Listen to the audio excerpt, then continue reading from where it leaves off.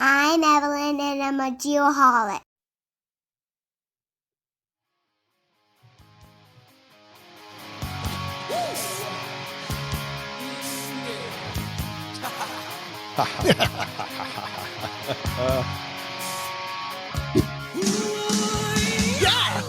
Yeah. Oh, I love it. Good to be back.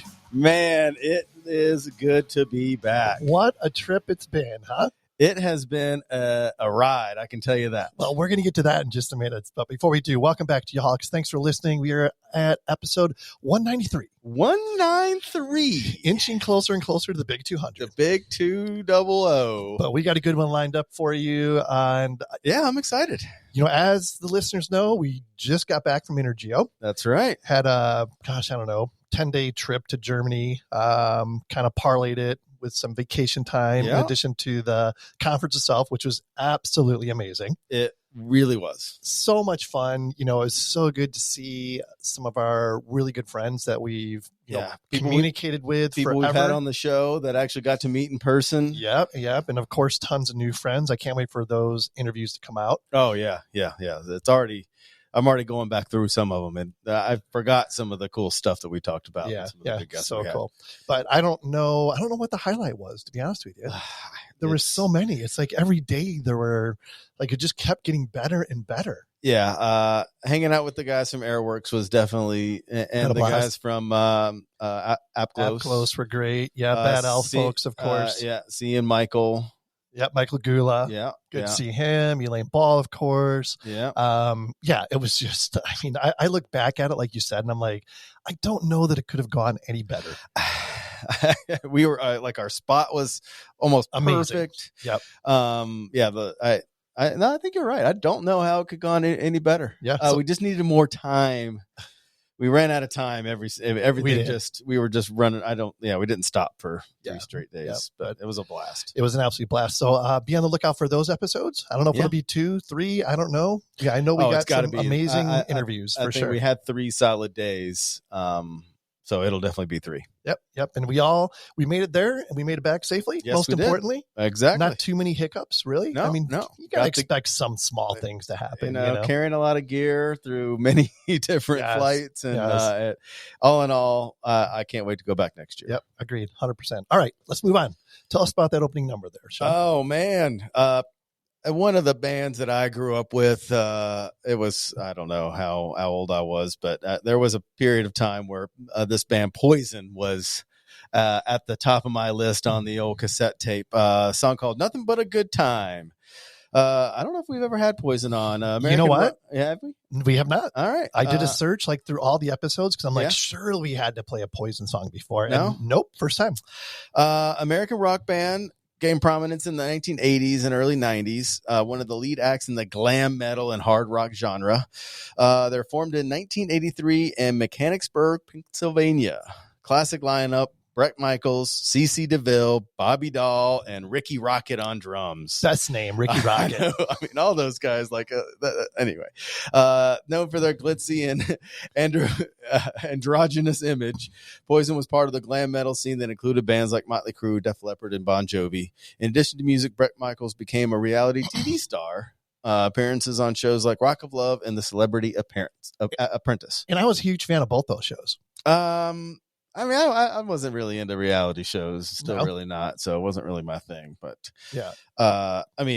legendary. Oh, legendary. Absolutely. Yeah. And I have not seen Poison, but I have seen Bret Michaels solo.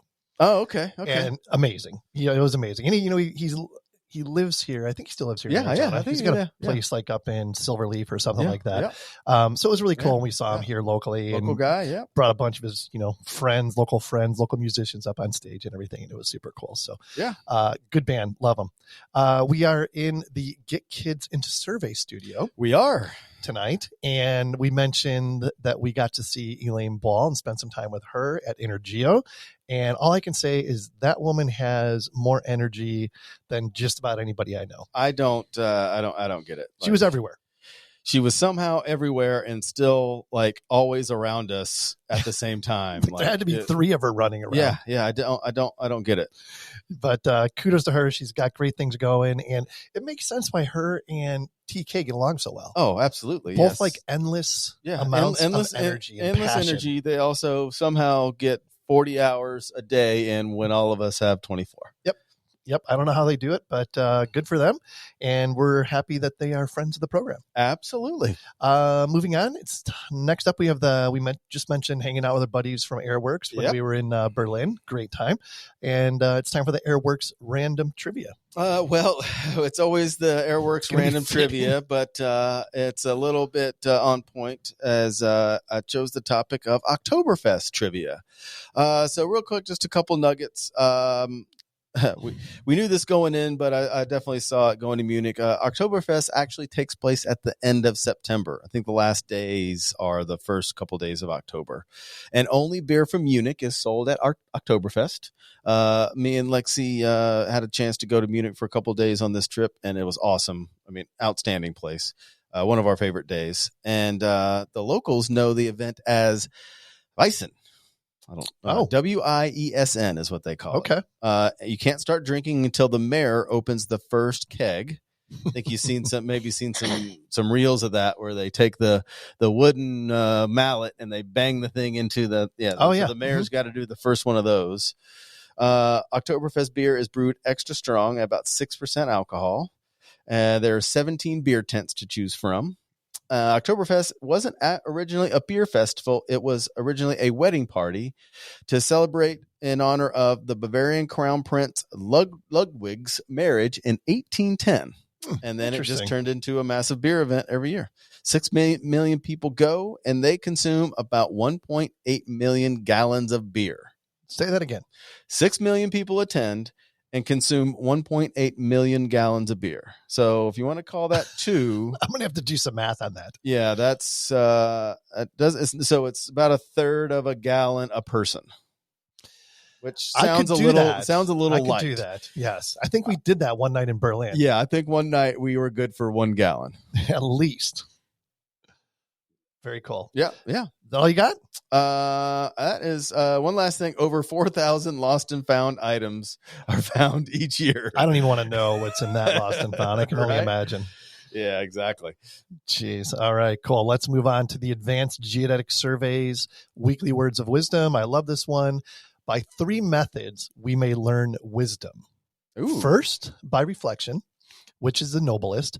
Second, by imitation, which is easiest. And third, by experience, which is the bitterest. The bitterest. Yes.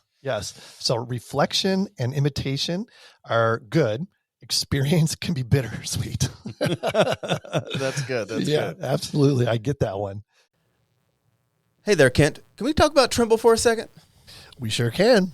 All right. Trimble Geospatial provides solutions that facilitate high-quality, productive workflows and information exchange for a global and diverse customer base of surveyors, engineering and GIS service companies, governments, utilities, and transportation authorities. That was a mouthful, my friend. Trimble's innovative technologies include integrated sensors, field applications, real-time communications, and office software for processing, modeling, and data analytics. Yeah, using Trimble solutions, organizations can capture the most accurate spatial data and transform it into intelligence to deliver increased productivity and improved decision-making. Trimble Geospatial pioneering the future of data intelligence, converging people, product, and place seamlessly to help you make your mark and leave your legacy. They also put on a really great party. Yes, they do. Trimble Dimensions. We'll be there next year. Absolutely. To find out more, go to geospatial.trimble.com. Okay, let's get our guests in here. They are, of course, sponsored by XYHT Magazine this week. We have Ken Fraunheiser and Richard Johnson from Keystone Precision. And I'm going to let them do some real brief self-introductions and let Rick go first. Just kind of tell us who you are, who you're with, which I just kind of spoiled that, and what you do for Keystone. So, Rick, go ahead. It's all you. Thanks, guys. My name is Rick Johnston. I'm a member of the technical training and support staff here at Keystone. We're the Northeast United States Trimble dealer. all dealing with all facets of geospatial technology, and supporting our customers, training our customers on how to use this technology. Nice. Very good. Ken, you're up next. Oh, thank you. Yeah, name's Ken Franheiser. I am the Director of Strategic Integration and Technology at Keystone. I started there almost 10 years ago. I started as a sales consultant in Central PA, then moved into helping build out our support team. Rick is a longtime surveyor, has over 30 years of experience in surveying and with UAS. So I promised him that he did not have to work in the rain anymore if he came work for us. So that's how I got Rick on our team, but only once. So I'm a licensed land surveyor in Pennsylvania, practiced for about 17 years, came to Keystone, and now, again, working with the support team, building that out. We're about 7 people strong now. And then, on top of that, working with some of our larger customers to help integrate, latest technology, whether it's UAS, scanning, whatever they're interested in looking to do. Ken, is Pennsylvania a meets and bounds state, or is it a PLSS state? It's meets and bounds. Yeah, that's what I thought. Interesting surveying in Pennsylvania, I'm sure. Mm. Okay, before we get into this, if you like research, it's a good place to be. Absolutely. All right, so time for the Trimble ProPoint icebreaker. Sean liked this one last time we threw it out there. Okay. If you could switch lives with any one person for a day, this is real or fictional? Is that right? Real or fictional? Yeah. Who would it be and why? Who wants to go first? Any obvious answers come to mind?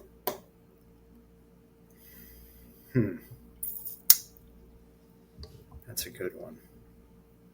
That's a real good Rick's one. got a smile on his face. I think he's got one brewing there. No, that's just me trying to think of something, because it's an excellent question, and certainly something that there's no wrong answers. I've never really thought about it. Who you got? Come on. Let's see. Elvis Presley. I would. No.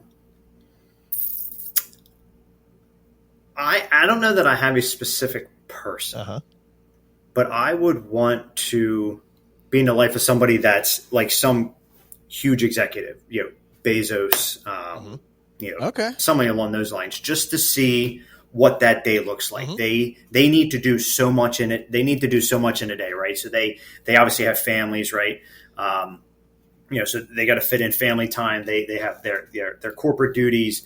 They obviously have a crazy, social calendar with going to this event, that event. So I don't know that I could pick somebody straight out, but it would be that type of person, sure. Right? Like how do they structure their day, and what does that look like? So that's what I would be very curious to kind of follow those guys around for a day. Yeah. That's a good, I never heard that. That's a good one. On that note, Sean, you're going to love this. I started a Kanban today. Oh, I love Kanban. Yeah. I started one today because getting back from a 10-day vacation and then, having to jet out for a couple days yesterday, it's like my mind was scrambled.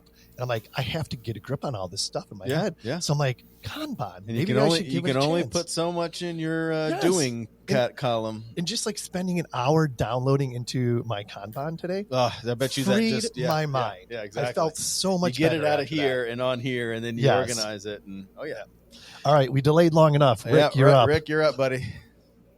Well, I think over the last year or so, I have spent a lot more time in a car than I have for a long time. And so as a result, I have systematically worked my way through a whole series of books about the World War II and the Pacific. Oh, there you go. Okay. And so probably it would be Chester Nimitz, Admiral Nimitz, because interesting. Yeah. I like that. And it has nothing to do with the actual fighting of the war, but the amount of things and stuff that he had to manage on a daily basis, and the fact that one person could do it, I find fascinating. And I would like to see how he did it. Yeah. Again, Kanban to the rescue right there. Oh, I know. He probably had one. Oh, had to. If anybody listening doesn't know what it is, Google Kanban. Yeah, it's Kanban. Yeah. And there's like free applications and stuff like that one of them, which I used, and again, already mind freeing. Absolutely. Okay, let's get on with this. We are going to talk all things Keystone Precision. That's why you guys are here. Tell us about the business. And when did the business start? Kind of what's the mission, and just kind of talk about what you guys do. Ken, I'll let you go. I'll go first. Yeah, I'll go first. So, Keystone was founded in 1989 by a gentleman by the name of Keith Border. He was an engineer, started, I believe, I wasn't part of the company since 89, but, so started as like a small TopCon, dealer of, robots, or not even robots, just conventional total stations, things of that nature. Fast forward a little bit. He hired a gentleman by the name of George Alport Sr., who was a retired military, had a lot of GPS background and whatnot, and then in turn hired his son. And he's going to tell this story way better than I, but essentially his George Alport Jr. Recently graduated, whatnot, and he wanted to move to California. But his dad quickly reminded him he had no money. So he decided to come on as an intern at Keystone. At that time, it was Keystone Precision Instruments. And he never left. He's now the president and CEO. So George Alport Jr. is now so he worked his way up. So again, if you want to hear the real story, you want to talk to him. But but that's kind of the long and short of it. But yeah, so he is now the president CEO of Keystone Precision Solutions. Yeah, and tell me again how long you guys individually have been with Keystone. I've been there almost 10 years. 10 years. Okay. How about you, Rick? I've been here for about a year and a half. Okay, cool. So, Ken, in 10 years, how have you seen the company evolve? Oh, it's so when I came, I was a sales rep in Central PA. We kind of did everything, right? So as a sales rep, I was responsible for finding business, quoting it, demoing it, and technical support and everything in between. So through that time, we've evolved into now having we had a service team, but the service team is way more robust than what it was, and we just grew. So we have support and service in every office. Like I mentioned, we have a support team that's now 7 strong and each member of the support team they all have core business knowledge, right? So GPS robots, but Rick, as an example, has UAS experience, scanning experience. Brent Fico has scanning, core business, mobile mapping experience. Jamie Deanne has a lot of UAS experience. He's a recent ad of ours up in New England. Mike King is down in our Crofton office. He has a lot of core business, a lot of MGIS experience. And then we have in our office, we have what we like to call our triage nurse, Crystal. So if we have a customer that's down in the field, we kind of try to get her, try to get our customers up and running as fast as we can. So she'll kind of manage that, that effort. And then we also have George Scott, who was a technician on the bench for many years that we've kind of migrated him over to support. So if it's software, process we can't figure out, we'll say, hey, George, could this be a hardware issue? And then he can kind of diagnose it from that end. So that's the team that I lead from that point. So we've really growing out. Our mission really is to 2 things. One, make sure our customers are not down, right? So time is money. Yep. And then on top of that, if you want to measure something, we want to have a solution for you, whether it's GPS robots, steel tape, mobile mapping system monitoring. We will have something that will be able to help our customers. Sure. And, looking at your website, which is very user-friendly, by the way, you guys are sales, of course, service, tech support. There's even a VRS component. Is that correct? Yeah, there is. So a sister company of ours is KeyNet GPS. So we have one of the largest privately owned VRS networks in the country. So that kind of runs roughly from Virginia to Maine. So that's our VRS network as well. Okay. All right. And what would you like to add to that, Rick? Just that, I think before I came to Keystone, I was a customer. Ken was actually my salesman for years. But I've been a customer of Keystone since the early 90s for a very long time. And I think, my perspective on how Keystone has changed over the years is obviously different than somebody's that was inside of the company. But Ken is right that, when he was the salesman, if I had a problem, if I had a question, I would, he was the only person I had to call. And I think now we have this dedicated support team. And I think a lot of our customers really appreciate the effort that we put into making sure that they have somebody there to, kind of fix their problem, even if the solution isn't what they want to hear. It's got to, your total station's got to come in and there's something physically broken with it, but at least they get an answer sooner rather than later, and then they can come up with a game plan as to how to handle that, that situation. Yeah. So talk about the different, I guess, industries that you guys support. It's not just surveyors, I'm sure. Talk about, just your general customer base. I would say surveyors are probably our largest, right? Mm-hmm. But engineering firms, building construction firms, we're seeing a lot more public safety with UAS, things of that nature. So those are, a couple other industries that, that we touch. And then, we'll have some other customers that are, we're doing a lot more with monitoring. So we'll get a lot more in the buildings in that way. Have a very unique one right now where they're putting some monitoring solutions on some docks. So we're getting into some of those, a little bit, non-typical, if you will. We're seeing more architects looking at scanning for a solution for measuring buildings versus, tapes, so we're touching some of those markets as well. Cool. You just gave me the look like, yeah, we were just talking about that. We were talking about how to help some of our shared architect clients, and specifically in scanning and, inside. Now everyone wants to update Revit models, and that's definitely, and it was a topic that came up a lot at Energeo. It was probably more about scanning and point cloud than it was survey equipment. Yep, definitely. Who are you guys partnered with? I mean, I think you mentioned you're a Trimble dealer. What other manufacturers are you teamed up with? So primarily we're a Trimble, a Trimble house, Spectra Precision.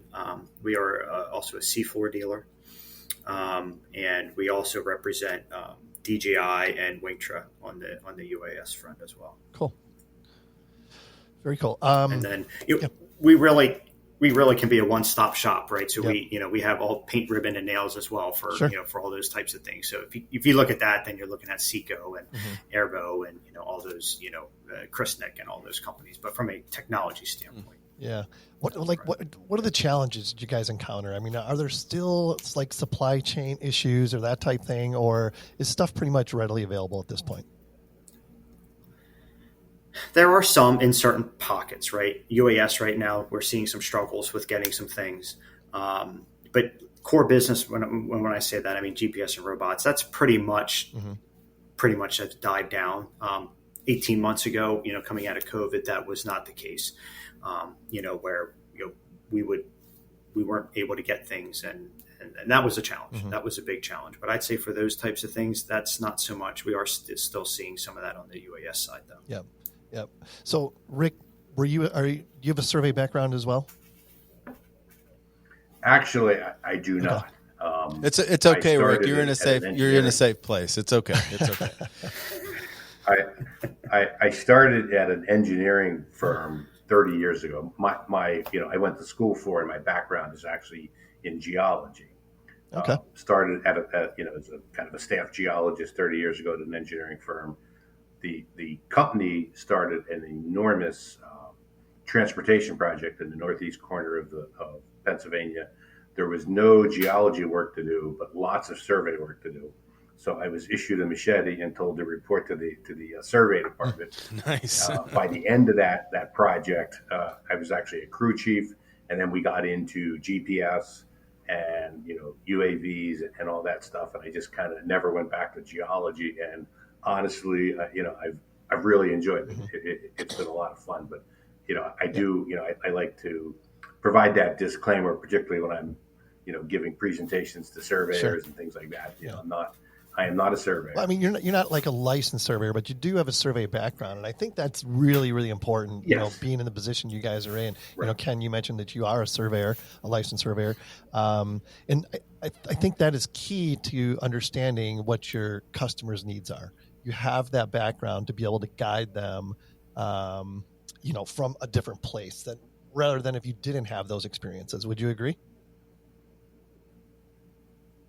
Yeah, 100%. You know, both Ken and I we have worked in the survey industry. We have collected a lot of survey geospatial data. I think we understand the challenges both in the field and in the office.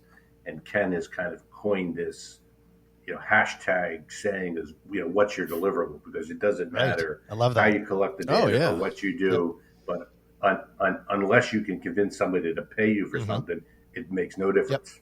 Yep, I love that. What's the deliverable? It's a great first question.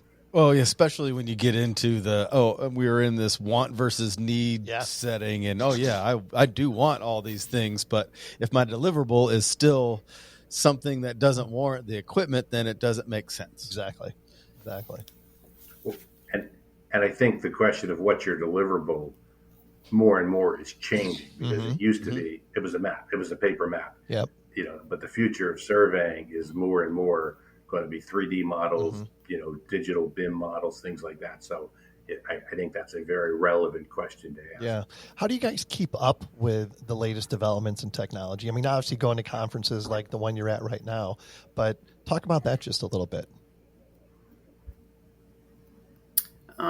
So we do a fair amount of working with our partners, right? To stay, you know, to stay up with the latest technology, but we're always looking outside of that as well, right? So, you know, I think attending a conference is probably one of the bigger ways we do it. So we've been at, you know, collectively, my group has been at the UAS conference in Vegas earlier this year. Rick and I were both at Geo Week. I'll be going to Trimble Dimensions in, I guess, 2 weeks or 2 or 3 weeks, whenever that is. So that's a big part of it. And then obviously just research. And I think another big part of it is just talking to our customers. Oh, yeah. Just finding out, you know, how can we help you? What can we do? I've kind of, since we've built up the support team, I've road mapped out, you know, the next 18, 24 months of things I think we need to look at. That's why we brought UAS on. It was just in talking with our customers. It was something that they want to measure it. And it's a great way to do it. So I think that's a big avenue, is just talking to our customers and understanding, one, how we can help them first and foremost, but then, you know, what are they seeing? What are they hear? What is going to help them create that deliverable? Yeah. And from a like a business development perspective, what for you guys, kind of what's the best way for you to, you know, acquire new customers? So, I mean, word of mouth Yeah. doesn't hurt, right? And we're very proud of that, you know, we really want to help our customers. So we do that. I mean, obviously social media and, you know, things of that. So we've been in this space for a very long time. I mean, our customer list is fairly large, but, you know, we're always, I mean, to your point, we're always wanting to help more people, right? So, you know, word of mouth, social media, conferences, you know, state conferences, presenting. Our goal is every state that we represent this, you know, between 23 and 24, we want to present at every conference. Oh, wow. So just showing, you know, everybody on my team has surveying experience, different facets, so that, you know, we can kind of lean on each other when we have some issues that we're not sure how to solve. But every single member of my team has many years of surveying experience. So, you know, we want to leverage that and, you know, help our customers. How many states do you guys cover? You said all the Northeast, so from Virginia to Maine and west to Illinois or something like that, or how far? What's your region? No, so we have you know, Virginia, Maryland, Delaware, a little bit of West Virginia, probably about 2/3 of Pennsylvania, New Jersey, New York, Rhode Island, Connecticut, New Hampshire, Vermont, Maine. So 12, 13 states that we. Okay, now say the capitals backwards. Oh, yeah. Rick, you're up. yeah, right. Go for it. Hold on, I'm going to have to look them up on Google. Do those? I'm just curious. Do those guys have state-specific conferences? Do any of them kind of combine in regions? Like, what's the makeup in that area? For the most part, they each have their own state conference. I do know in Connecticut they have something. I can't remember the acronym, but they all have acronyms. I can't remember the acronym where a couple states around Connecticut get together. But for the most part, they each have their own. I don't know so much about Rhode Island, but they each kind of have their own. I know for New Hampshire for sure. I've attended that conference. I've attended conferences in New Hampshire, New York, New Jersey, Connecticut. Yeah. Interesting. Obviously Pennsylvania. So Yep. most of those have their own conferences. Sure. Ken, did you say you were at Geo Week last year? I was. Well, in 23. Rick and I were both. You guys were both there? Okay. Yeah, Because that I'm was, like, that was this year. well, this year, sure. Yeah. So when Ken came up on the video, I'm like, God, I know I've seen him before. And it was probably a Geo Week last year. Yeah, you remember that week? That's the worst because, and again, this year, it starts the Monday after the Super Bowl. Yeah, I know. So it's like, man, oh man, it's a rough one. It's like, do you go in early and watch the Super Bowl in Denver? No. Or do you get up really early on Monday after watching the Super Bowl at home? You just sleep it off on the plane and hope you can wake up refreshed when you Yeah. land. Yeah. Well, hopefully we see you guys there this year. Oh, yeah, we'll be there. Yeah. Let's talk about some differentiators. Cool. What kind of separates, Keystone from other like companies? What makes Keystone great? So I'll let Rick answer this because he was just a customer 18 months ago. Oh, so nice. Rick, I like it. What was different from us when we were? I mean, I really think it is the focus, and Ken can speak to when Keystone started this, but the focus on having a dedicated support team. Because 10 years ago, I would get a new GPS receiver. Ken would drop it off, show me how to use it. And then if I had questions, he was the only resource. And so if I was out in the field and Ken happened to be, took vacation and didn't tell me or something like that, there was no other resource available. But that's, over the last 2 years or so, that's really changed. And I think that separates us from a lot of other dealers, and I think I'd like to think that we're continuing to get better at that. Yeah, no, I think that's absolutely key. I mean, me being a surveyor, and working with companies, like yourselves here locally, the ones that provide the best support are the ones that I always turn to for sure.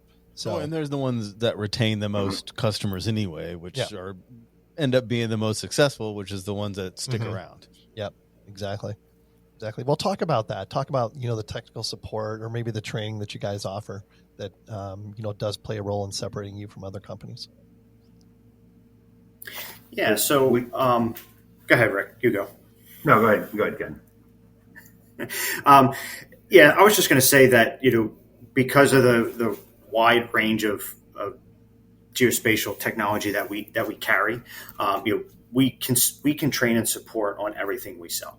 So if it's a UAS unit, if it's a DJI drone, we have Rick and Jamie. If it's a mobile mapping unit, we have we have Rick and Brent. If it's seafloor, we have Brent and Mike. So we have we're cross trained and so that when somebody does take vacation, you're not dead in the water. But we offer anything from regular GPS training to mobile mapping, mobile mapping training, UAS training, and what we like to do is a lot of times delivery training can be very similar customer to customer, but a lot of times we try to go through a process of a discovery call where we'll sit down and say, what do you want to know? If you're doing layout all the time and you have no desire ever to collect points, well then maybe we won't spend as much time on that. So we try to kind of teach, kind of create a customized agenda for every customer, because customer does it a little bit different. So we'll typically hop on the call, talk to the customer about, what are you looking to use this equipment for? Not that we don't know that during the sales process, but, just hearing it from the end user, right? Because they're not always the ones that make the purchase. But so we'll typically do that, create a written agenda that we will, get to the customer, like, this is what we heard. Is this what you were saying? And then from there, obviously pick a date that works for everybody, and then we'll, go out to the field and train them. I'm big on trying not to train on an active job site, depending on your skill set. If you're new to it, I like to try to do it somewhere where, there's not the pressure of so many, hey, can you do this? Can you do that? Let's just spend 6 to 8 hours and let's just let's just work on this craft. And after that, obviously, or we have a technical support line that if customers have questions or if we need to make a return visit to answer some questions, we're more than happy to do that as well. Rick, what were you going to say? No, just kind of the same thing is that we provide training on everything that we sell, and they're given the kind of the knowledge base amongst the support team. There really aren't many questions that we can't answer, honestly. I think we have a very well-rounded support team. And I got to ask you, that training that you referred to, is that included in like the purchase price of the equipment typically, or is that like an added feature that folks can, I guess, I don't know, spend more money on? How does it work with you guys? So yes and yes. So we typically don't do bundle pricing. Like if you wanted to buy a robot, like here's your robot price. We try to lay it. We try to be very consultative with it. So we'll go sit down with the customer and say, okay, so I want to buy, make up a scenario. I want to buy a new robot. Okay, great. So you're upgrading from this robot. Yeah, I have a new set of Trimax legs. Okay, so you don't need those. So we'll pull that out, right? So we have a typical thing that we would typically quote, right? So if it's a customer that either some of our larger customers have their own internal training, standard operating procedures, and they have their own staff that will train their new people, as an example, the way they want them to do it, then we won't add it. But it's something that we will add to every customer that's interested in it. Mm-hmm. So I want to say that we talk about it at every sale, but some customers that they already know how to run an R12i. They're just adding another one to the fleet. Sure. We're not going to require them for that. But so we try to be very consultative with our approach. Yeah, good stuff. What do you got to add to that, Rick? Not much, except that I think what is included in the sale is the support, and I keep kind of coming back to that, but I think it's really important. Because it doesn't matter how good the equipment is, if you can't figure out how to run it or there's something wrong with it, it is extremely frustrating. And so like one of the things that I really enjoy about this job is when some guy is out in the middle of nowhere trying to get his job done, something's not working, he calls me and we're able to fix it in a couple of minutes. Excuse me. And it's it's good. And they appreciate it, and I think they appreciate that value added to their purchase. Sure. What's the pre-owned equipment market like these days? That's a good one. So we typically do not we don't buy and sell used equipment per se. With that said, we do try to rotate our rental fleet, our demo fleet on a regular basis. So that's primarily where most of our used equipment does come from.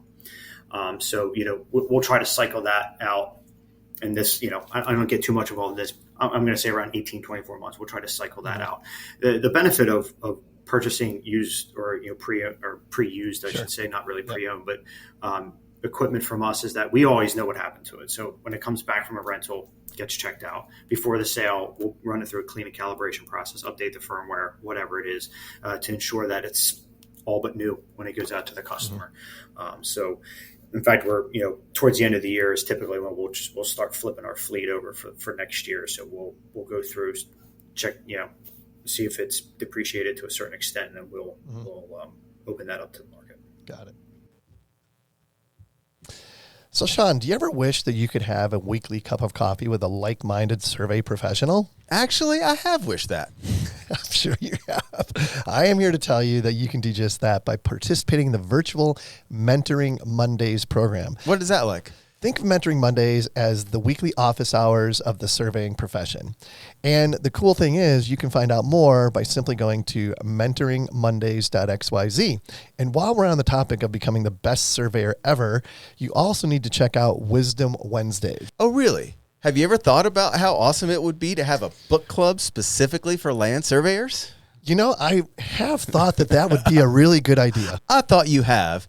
And our good friend Trent Keenan has once again beat you to the punch with his Wisdom Wednesdays group.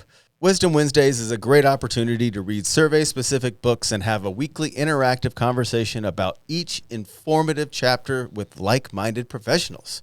If you're interested and want to find out more, go to wisdomwednesdays.xyz. You had mentioned that you guys like to do a talk or lead a discussion at every conference that you go to. Can you give us an insight on kind of some of the topics that you go to, or maybe what's the topic at the one you're at now?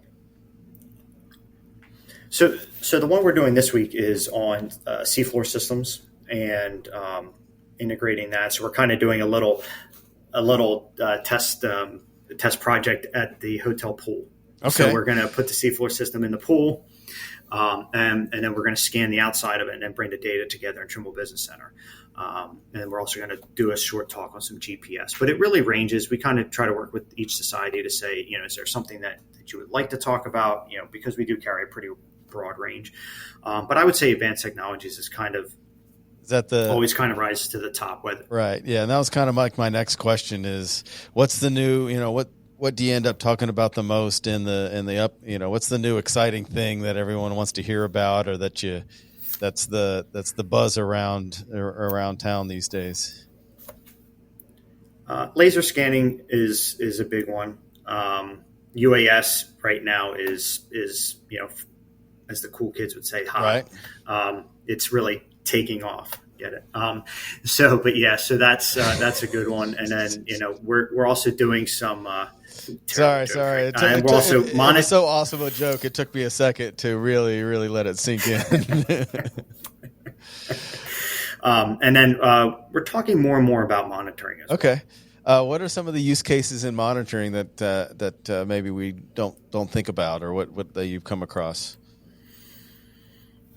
I think an obvious one is building subsidence, sure. Something along those natures. But I think one of the things that I didn't really think about until I really kind of understood the industry better was geospatial monitoring, whether it's settlement of docks on the water. Oh, sure. Vibration sensors, tilt sensors, things of that nature. It's not something I wasn't exposed to that hardly at all when I was practicing. So that was learning more about that was really interesting.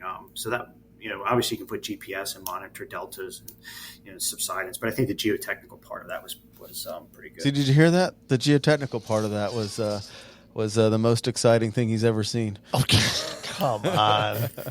Well, I'm sure that, given the states that you guys cover, you got a lot of coastline there and a lot of old buildings along that coastline. So I can definitely see how the monitoring component is coming into play a lot as the infrastructure ages and the buildings get, I think when we were in, we were at some museum and looking at, they had like an example of like an old wooden pile that's 30-foot pile, and obviously it didn't last. Because we were in Amsterdam and we were looking at Amsterdam's like built on a swamp, and you're looking at it was all just built on these wood piles that eventually just rotted, and all the buildings are starting to get kind of out of skew, and it was really interesting to see, and I can see all of that same kind of application even all along the coastline of the Northeast.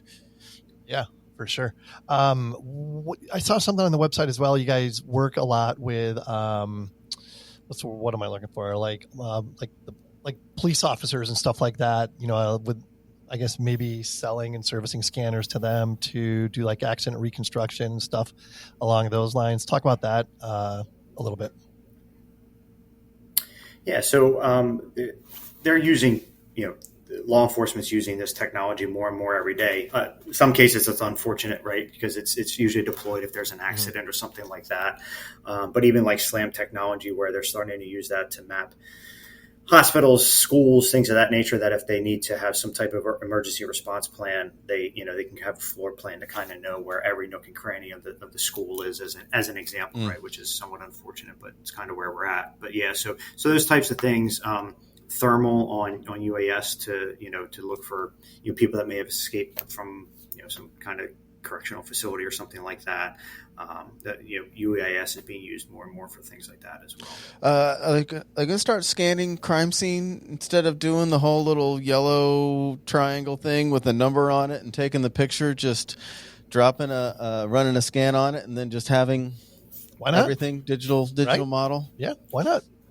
I mean, without those little yellow triangle things, it just doesn't have not the the same. same. It's not the same. It's funny. So what do you guys see? Like when you look at the future of surveying, you both have surveying backgrounds, and being in the business you're in, what does the future of surveying look like for you guys? Go ahead, Rick. You can go first.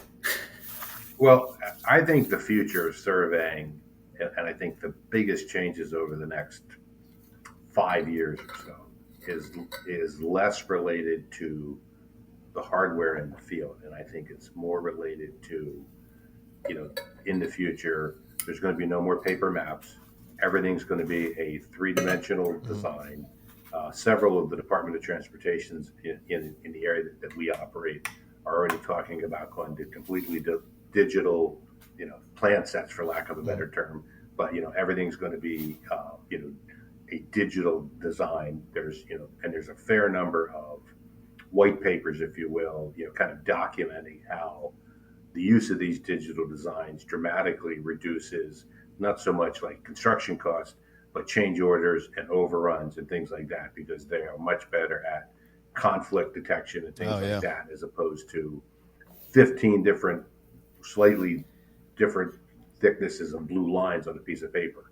It's all, once you look at it in a three-dimensional kind of augmented reality scenario, the conflicts become very obvious. And I think that is the future of surveying, at least, like I said, over the next 5 to 10 years. I don't think a lot of the changes are going to be on the hardware. Like laser scanning it's really good, and I'm sure they'll continue to make scanners that are scan faster and scan a little bit further. But I don't see any great leap. Not I don't think there's another like GPS like revolution on the horizon for survey. Sure. And now you watch somebody will announce something. Sure. And that's one of the top 3 topics we talked about while we were in Intergeo. It's just managing all this data that we're able to collect. Yeah, the consensus was definitely there that the hardware will get smaller and faster, but not at the same pace that the software needs to accelerate to keep up with all the billions of points that can be all the data we can collect. It's everything after that, and there's a lot of stuff out there, but it still has I think it has a long way to catch up. Yeah, for sure. How about you, Ken? Future of surveying. Yeah, what do you... I think the same way. Okay. Yeah, I think it's software. I also think it's, I think part of the challenge is going to be, people.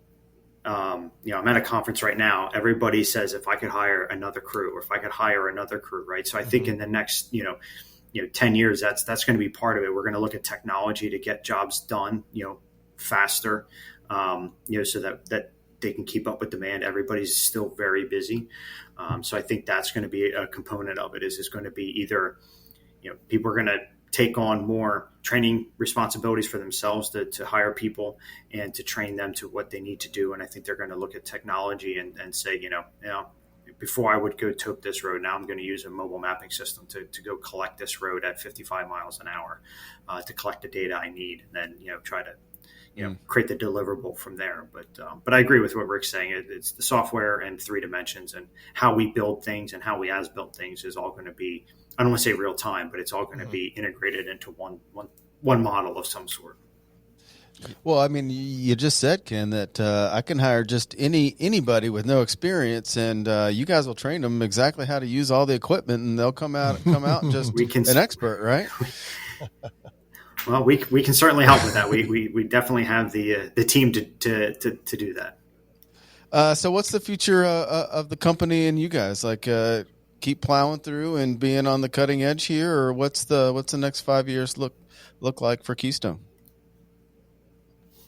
Yeah, I think that's, I think obviously continuing to grow in our footprint, and, continuing to look at advanced technologies, UAS, being probably one of the more predominant ones, SLAM technology, and how that's continuing to get, more accurate all the time, right? So I think that's a big one as well. I think anything that can help our customers collect data, accurate data to their deliverable needs, I think is something that, we're continuing to look to do, and that whether it's hardware or software, that's kind of where I see us moving forward here in the next 5 years or so.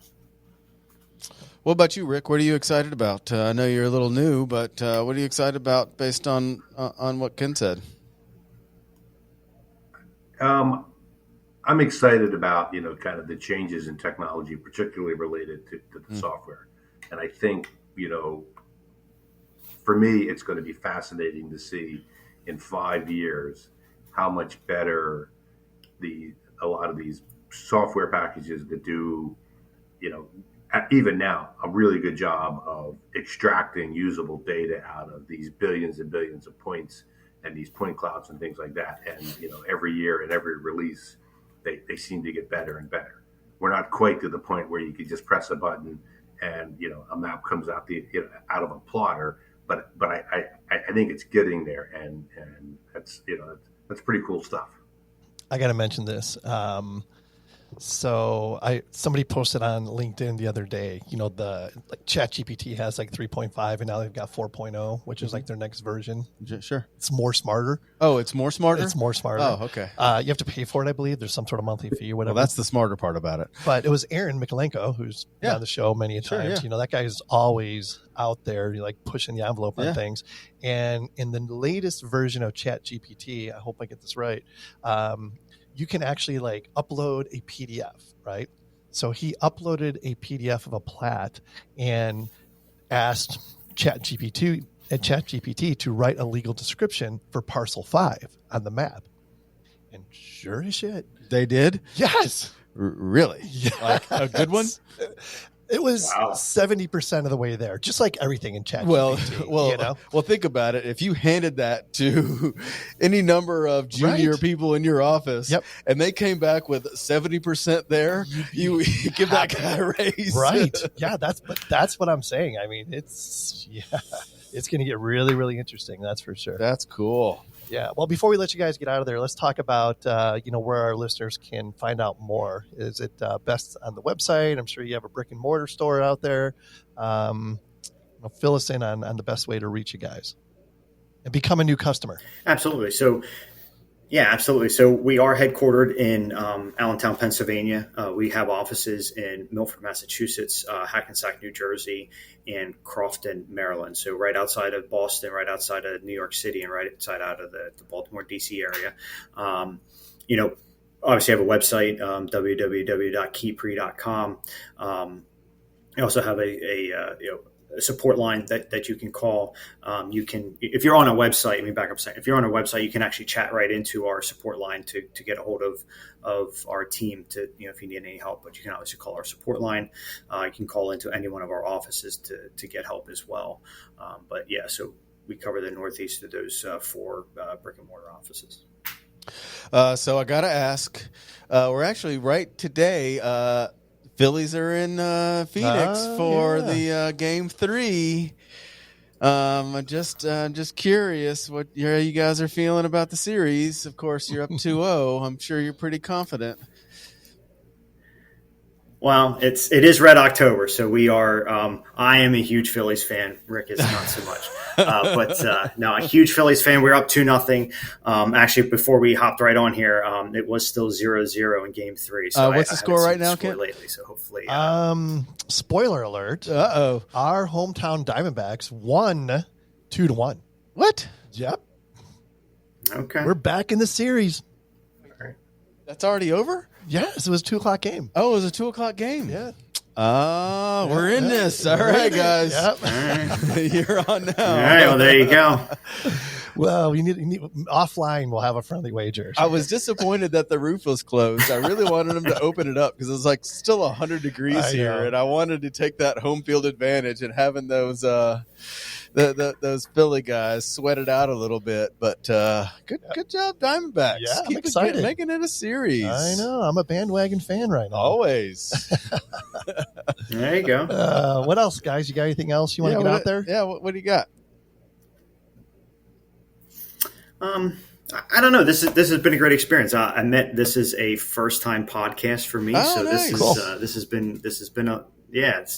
been a lot of fun. I wasn't sure what to expect, but no, this is good stuff. But no, I think just at the end of the day, we understand at Keystone that if you take a GPS unit out from multiple different manufacturers and you pound a PK nail in the middle of an open parking lot, and you're probably going to get a very similar answer, right? So what is the differentiator? And we want our differentiator to be, we want to help you. So anything that we can do to help you, if you have a measurement challenge, you're something, we want to be the name that somebody thinks of and saying, let me talk to these guys. I'm pretty sure they have a solution for me, right? Mm-hmm. So, and again, we're not, I was in the field for many years. Rick has been in the field for many years. There's nothing worse than having a bulldozer look at you and your equipment not working and nobody to turn to, right? So we take that very seriously. So that's something that we really want our customer base to know, that we're here to help them at any turn, and however we can help them. That's really what we really strive to do every day. Very well said. Absolutely. It seems like you said that before, buddy. About 1,000 times at least. How about you, Rick? Any final thoughts? Just first of all, thanks for having us. Again, this is also my first time on a podcast. It was a lot of fun. Really appreciate it. And I think, just to kind of echo to what Ken had said, and I don't think he had mentioned this earlier, or he kind of alluded to it. Several years ago, Keystone changed it. It used to be Keystone Precision Instruments. They changed it to Keystone Precision Solutions. And I think that is very emblematic as to the philosophy, because we do want to be, our customer's measurement solution, not just somebody selling you equipment and hoping you have a good day. I think and certainly I got this, this kind of experience when I was a customer, that, they are more of a consultant, kind of more in a consulting role, and helping helping our customers solve their management or their measurement problems, whatever that is, whether that's, they need more equipment, or they have a new, kind of a new project, not quite sure how to do it, and looking for some ideas as to the best way to do it. And that, that's not always, new equipment, or, more, kind of some really expensive solution. A lot of times it's really not, not overly complicated. So people sometimes, tend to make things more complicated than they have to be. Agreed, 100%.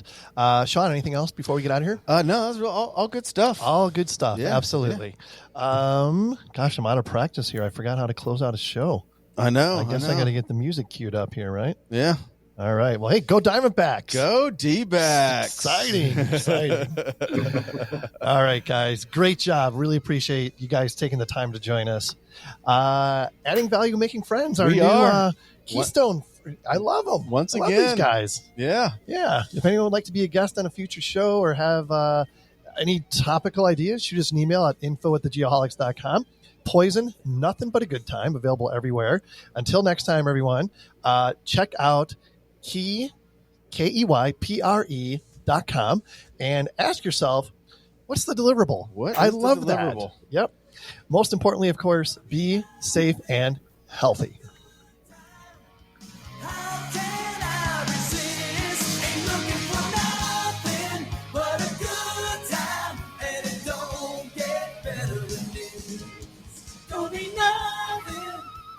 God, I love it.